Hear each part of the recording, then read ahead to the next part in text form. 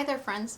Today I would like to talk to you about a rather personal subject, and that would be cloth menstrual pads. There are obviously the women out there, this video is mainly directed toward you anyway, but there are obviously two different kinds of disposable hygiene products that are meant for women. Tampons and pads, and so both of those have a reusable version. The tampon reusable version, internal method of controlling the issue would be a menstrual cup. And for menstrual pads, there are cloth menstrual pads. And there are a lot of reasons why it's a good idea to switch. Both of them have chemicals in them, which are really not good for your health. Both of them can also make your cycle worse, make it flow heavier, and you can get worse cramping, and even make your cycle take longer.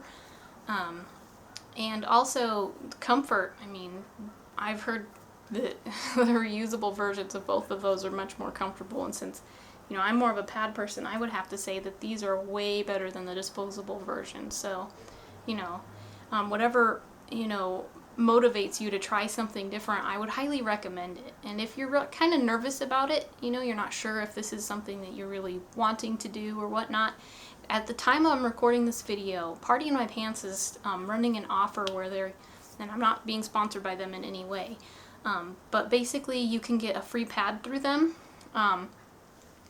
They do make you pay shipping, of course, but usually their pads are about $10 each and then $4 in shipping to get it to you. You can just pay the $4 in shipping and then you'll get one for free. So if that's something that you've considered before, but you're not sure that you want to, take the time to make a bunch, or you're not really sure if it's something that you feel comfortable trying, I would recommend that as a way to kind of get into it if that's something you would consider. But if not, if you really think that this is something for you, I would highly recommend making the switch. And if you've looked into how much they can cost, they can be a little bit on the expensive side. But in the long run, if you do even buy them, they can save you a lot of money, and they can save you a lot more money if you make them yourselves, and that's the point of this video today. I do have a video that I'm going to add to the link below that says the different types of chemicals that are in the disposable products and how they can affect your health, how they can they draw the moisture out of a woman, and that can make the flow heavier, and it can also contribute to the cramping. The chemicals on sensitive skin and whatnot can cause rashes, and it can make your flow take longer than it would normally. And so there are a lot of benefits to switching to something that's not using all those chemicals. So if you do decide that this is something you would like to try and make some, I highly recommend it. It is so easy. You don't even need a sewing machine. I mean, if you have a serger or a sewing machine, you could certainly use it, but you don't have to have one. And again, I have a link below, so check that out for these patterns. There's two versions. There is the regular and liner version, and then there is the heavy and overnight version. And so basically, whichever version you decided to try to make, what you would do is just go ahead and print out 2 copies of it. The first one you're going to want to cut right on the heavy solid line. And the second one, if you're using a serger, you can go ahead and cut right on the lines, but if you're using a regular home sewing machine, or if you're doing this by hand, you're going to want to go ahead and add a seam allowance because it doesn't incorporate one into the pattern. So I just drew a line on it. It was about 1/4 of an inch. And depending on how many absorbent layers you would add, kind of keep that in mind too. But about 1/4 of an inch is good. And so on the two, the ones that you cut out, go ahead and keep the wings on one and with the seam allowance, and on the second one, cut right on the solid line. So once you've done that, what you need is some fabric. For the outside, you're going to need 2 pieces. You can't see it. I sewed this one already, but 2 pieces. It'll be for the top and the bottom. And then you're going to need some absorbent layers, which is these ones here. On this particular one, I have 2 of them. You can use as many as you want. The directions say to use between 2 and 4. That's not a hard and fast rule. If you want to use 0 and just make a super ultra thin liner, that would work fine. 1 makes good, not so ultra thin liner, but also a pretty good size for a liner.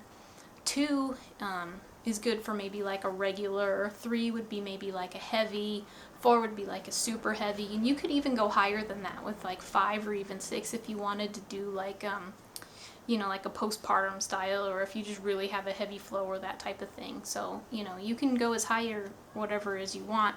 Although if you do go above 3, I would recommend making a little bigger seam allowance.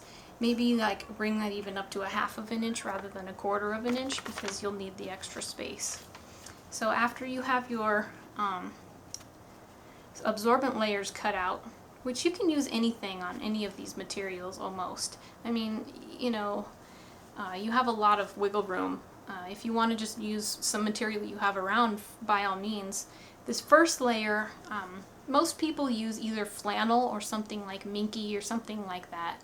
Minky is good because it's, you know, stain resistant, but it's also a really heavy material, which can feel kind of a little bit bulky and also warm. Like in the summertime, you know, minky sometimes can feel like a fleece blanket and it's just maybe a little too warm. I personally like flannel. That's the material I made all of mine out of. It's a good all-around material for all, you know, seasons. It's not quite as stain resistant, but if you wash them properly, you probably won't have any staining anyway. So yeah, flannel material or whatever it is you choose. Then your absorbent layers, you can choose just cotton, you know, like that really thin, I don't know what it's called, maybe batting or something like that. The one that I chose was kind of a cotton and bamboo mix, which I heard was, you know, extra absorbent, which is what I'm looking for. I want to keep them thin and not too bulky, but also really absorbent. That's kind of what I like in, you know, my products. And then the last layer is actually really important. This is linen. Linen is very water resistant, they say. Well, I tried it. I took a piece of this and I, you know, took it in my sink and I put a big old drop of water in there, almost like a little puddle of water, and I held it just by itself for about 20 seconds, and no water leaked through. It held the water just like if you were holding it in a piece of plastic, except linen is more breathable. I highly recommend you not use plastic. That was one of the mistakes I made on some of the first ones that I had made, and it makes a noise and it has that like unbreathable feel like the disposable kind have, and they're not really good to be washing and whatnot. You know, it's just not the most ideal material for reusable. So yeah, once you have your fabric cut out for your outer layer, your absorbent layer, and your linen, and as you can see, the outer layer is made out of the big pattern, and then both of the inner portions of it, the linen and the absorbent layers, we're using the one without the wings. You just basically take your sewing machine and you run down. Okay, first of all, you take your like this, the pink material that I'm using here, and you would lay it face down. Then put your absorbent layers on top of that, and then the linen on top of that. It's really important that it goes in that order. Then you would just take your sewing machine, or you know, your needle and thread if you're doing it by hand, and just make 3 lines, one down the front or the center, one on each side. This will hold the stuff in place and keep it from getting, you know, bulky or anything like that, or you know, getting balled up and whatnot and uncomfortable. Then you would take your other piece of fabric, the second piece that you had cut out, and you would put obviously right sides together, always right sides together. So since you put your other material right side down, what you're going to do is put your other one right side up, and you put those two together. And you can pin them if you like, and then you sew around the outside edge. I started right here on the third little stitch line, and then you just go all the way around the outside edge, including the wings, all the way to the other side. But you'll want to leave this top portion of it open, and that's really important. That makes it so you can flip it inside out. And so once you've done that, basically what you have is an almost finished pad. I mean, 4 stitches and that was pretty much it. And it's so fast and easy, especially if you're doing an assembly line. It really won't take any time at all. And the materials aren't expensive either. I got this material, I bought most of the materials for mine. I had some material, like these I already had, but I bought this blue and this pink because I wanted to color code mine. So these blues are my liners, these ones are my light or my regular, and then these are the heavy overnights, and so I can tell at a glance which are which. But yeah, I didn't spend hardly any money. I bought the absorbent layers and I bought the linen, and it all came to like, and some snaps. I didn't have any snaps either, so I didn't have most of the materials I needed. And seriously, the whole thing came to about $15, and that's substantially less. I mean, that's the cost of buying one, you know? And I made 7 of each, 7 overnights, 7 regulars, and 7 liners, all for that price. So it's a really good deal. Now here's what you have. And as you can see, the one side has the stitching and the other side does not have the stitching. Now you know, because of the way that you sewn them, with the absorbent layers and then the linen on the bottom of it, you know that this is the side that's going to go up. So after you've turned it inside out, what you would do is just go ahead and run an iron over it. That helps the snaps, you know, to be in the right spot so that everything's nice and flat. You would take these 2 pieces, you know, you kind of fold them in, you know, the salvage ends, you fold them in and then you sew them together like this around the top. I just hand sew them. And then once you've hand sewn it, all you have left is to attach the snaps. I go ahead and put the one on the left side facing up and then the right side facing down, so that when you go to attach it, basically this just wraps around and then it snaps under the underwear, and this is how it stays on. You know, works pretty well. And if you want to, you know, to travel with it or whatnot, if you're going places and stuff, you can just like fold in the bottom and the top, wrap it around, snap it, and then there you go. It's just like the disposable kinds. You can fold them and take them with you and whatnot. They're really easy to use. So, as far as washing them goes, it's actually pretty easy. What I do is I just take all of them after the end of, you know, my cycle, and I throw them aside. I take this bucket and I put just a little bit of hot water in the bottom, and I add a scoop of OxyClean, and I kind of swish it around in the bucket until the OxyClean has been dissolved. And then I fill the bucket, you know, up 3/4 of the way with cold water, because obviously, you know, hot water sets blood stains, so you don't want to use hot water.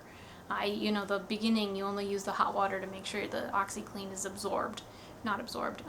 it's dissolved. That's the word I'm looking for. And then you fill it up the rest of the way with the cold water so that the water's nice and cold, and then I just throw all of them in the bucket. And then I let it sit overnight for like probably about 24 hours or so. You know, you don't have to. The more, the better, pretty much. And the OxyClean basically eats away at any kind of stains that are organic, and so that helps to get rid of them. And then after that, you can just kind of wring them out if you have any stains, you know. Usually they'll come out in the wash after that. Or you could just try and soak them a second time. Sometimes if you have a really stubborn stain, or if it's had a chance to really set in, you might have to, you know, I have a special little scrub brush that I use. I just kind of scrub at the spot where, you know, the staining would have been. And then after that, usually a second soaking, you know, I mean, these are all, you know, my normal ones that I've been using. This is just an extra one I had just sewn. And as you can see, there's no stains, you know. OxyClean really does a pretty good job of making sure that the stains don't set. So I hope you found this video helpful to you. I highly recommend go ahead and make some reusable products. They're so much better for your health, so much better, you know, much more comfortable than those disposable types. And they're also really good for the environment, because we don't have to have so many, you know, end up in the landfill and stuff. And so much easier on the pocketbook too. Like I said, you know, $15 worth of material, and you could end up with some that you'll be reusing for, who knows, 5, 8, 10 years if you really take care of them. So thank you for watching the video. Feel free to ask if you have any questions, and thanks for watching.